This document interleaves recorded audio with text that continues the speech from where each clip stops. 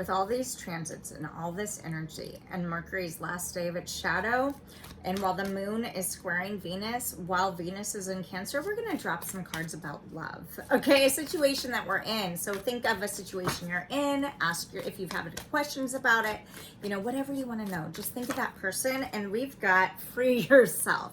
All right, so it's time to take back control of your life. Maybe somebody that you care about, doesn't even have to be romantic partnership, you're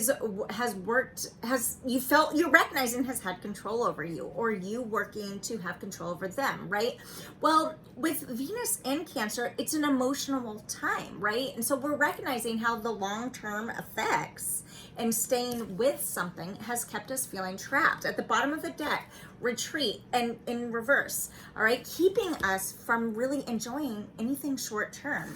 If this person could say something to you, what would they say that they're not? I feel disrespected by people who I thought cared. I continue to learn they don't. I see now they'll do whatever it takes to manipulate me just so they have control over me.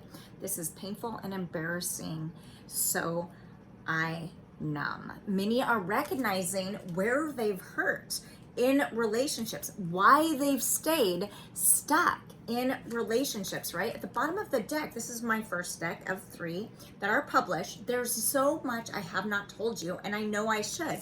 Thank goodness for Saturn right now in all of these transits, because Saturn is actually in Pisces, and the ruler for Pisces is Neptune, which is illusions, dreams, working to come into fruition for us. Saturn is about making boundaries because we're exhausted emotionally and soul-wise of fighting to keep from surrendering, right? And so we're feeling robbed in some type of relationship, almost as though we're selling ourselves out for hoping and holding on to something that we continue over long term isn't being completely honest with us, because they have a hard time being honest with themselves. So today we're realizing if something deep down has been concerning us, we're realizing why. We're asking ourselves, is the situation I'm in actually helping me or trapping me?